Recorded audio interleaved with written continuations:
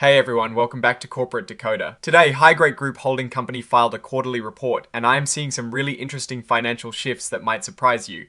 Quick note, this is not financial advice, just my take on public filings for educational purposes. Even though they are a development stage company, their sales have actually gone up significantly, but their expenses are also climbing fast. So, Hawaii. Great Group Holding Company is a company that has been around since 2010, mostly trying to get its business off the ground. They are what is called a development stage enterprise, meaning they've been spending most of their time planning and trying to build their business rather than making a lot of money. Looking at their balance sheet for the 31st of March 2026, they have total assets of about 22,105.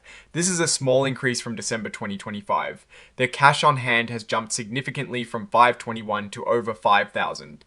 That is a big jump in cash, which is usually a good sign, but we need to see where it is coming from. On the other side, their liabilities are looking pretty large. For example, their accounts payable, which is money they owe to others, is 7,500, but what really stands out is their accrued royalty payment to a related party. This amount is massive, over 172,000 for March 2026, and it has been growing steadily. This royalty is a percentage of their sales paid to Allocation Inc., which is a company controlled by their main shareholder. Now, when you look at the stockholders' equity, it is actually a deficit, meaning they owe more than they own. Their accumulated deficit is over 987,000. This means that over time, the company has lost more money than it has made. Even with the increase in cash, this large deficit shows they have a long way to go to become profitable. Let's dive into how they made and spent money in the first quarter of 2026. Their sales have increased quite a bit, from 8,883 in the first quarter of 2025 to 13,255 in the same period of 2026. That is a nice bump of about 50% in sales. However, the cost to get those sales came with a huge royalty payment. The cost of sales related to this royalty was 3,314 for 3 months in 2026. This is a significant chunk of their sales. Their total cost of goods sold and royalty payments together came out to 7,274 in the first 3 months of 2026. Which means a large part of their revenue is going to these related party payments. This leaves them with a gross profit of 5,981 for the first 3 months of 2026.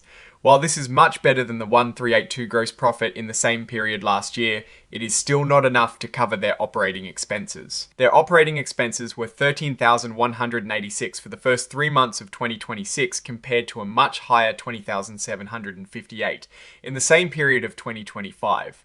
The decrease in operating expenses is partly because they had no depreciation expense listed in 2026 and also a reduction in professional fees. But even with lower expenses, they are still spending significantly more than they make from operations. This all adds up to a loss from operations of 7,205 for the first 3 months of 2026, which is better than the 19,376 loss in the prior year's quarter. But it is still a loss. When you factor in some minor interest expenses, their net loss for the first 3 months of 2026 was 7,830. This is an improvement from a net loss of 18,938 in the same period of 2025. This shows they are losing less money, which is a positive step. Looking at the statement of stockholders' deficit, we see how this net loss impacts their overall financial position. The accumulated deficit continues to grow, reaching over 987,000 by the 31st of March 2026. This growing deficit is a clear indicator that the company is not yet profitable and relies on external funding to keep operating. Now, let's look at where this money is coming from and going to the statement of cash flows for the 3 months ended the 31st of March 2026 shows positive cash flow from operating activities of 4,570. This is a big turnaround from a negative cash flow of 8,387 in the same period last year. This positive cash flow is primarily due to changes in their liabilities like accrued royalty payments and accounts payable. The cash at the end of the period for the 31st of March 2026 is 5,092.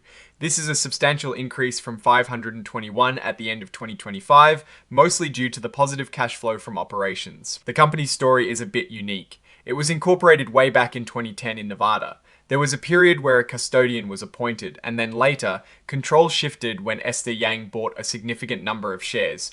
This change in control happened in late 2019, and since then the company has been working on new business plans. They also entered into a licensing agreement with Allocation Inc. for patents and future products.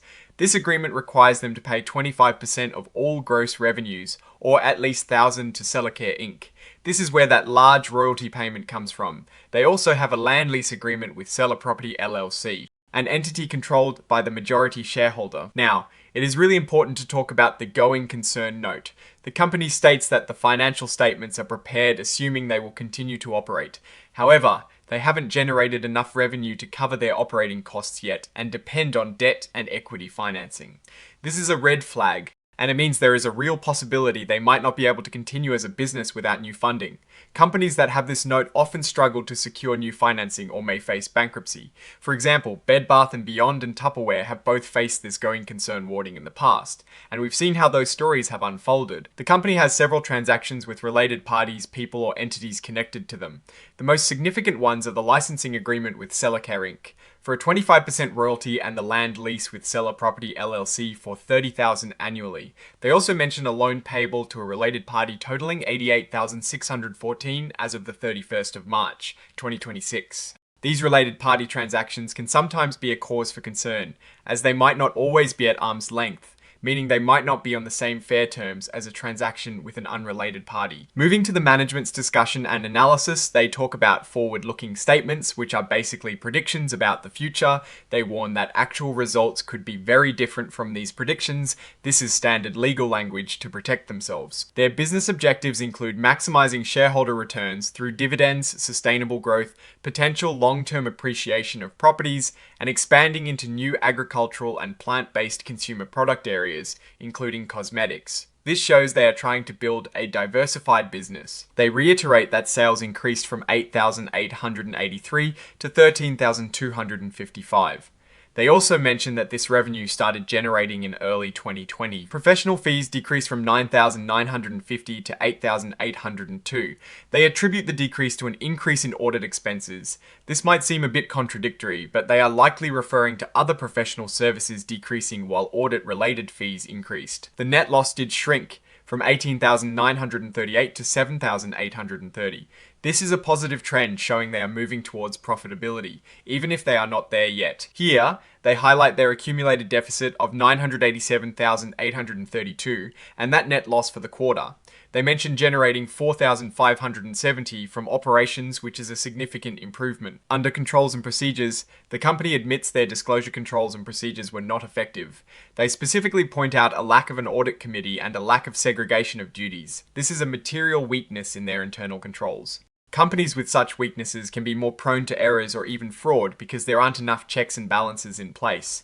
This is something investors should seriously consider. They mention that as a smaller reporting company, they are not required to list extensive risk factors, but they do bring up the coronavirus pandemic and its potential impact.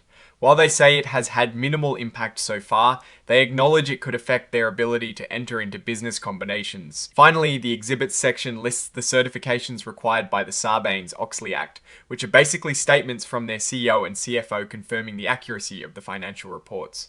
They also have listed exhibits for inline XBRL, which is a standardized format for financial data. Looking at the overall picture, Hawaii. Great Group Holding Company is showing signs of growth in sales and reduced losses, which is positive. However, the large accumulated deficit, the dependence on related party transactions for royalties, and the admitted weaknesses in internal controls are significant risks. The going concern note is also a major red flag, suggesting they might not be able to operate much longer without new funding. The biggest concern I have is the heavy reliance on related party transactions, specifically the royalty payments. While it helps Sellercare Inc., it significantly eats into HIGR Group Holding Company, its potential profitability. I will be watching to see if they can diversify their revenue streams beyond these arrangements, and if they can ever overcome that massive accumulated deficit to become a truly sustainable business. Oh, and the research tools I actually use are linked in the description. They help keep this channel going. That is my take. Stay decoded. If this analysis was valuable, hitting that like button really helps, and subscribe for more deep dives. All links are in the description.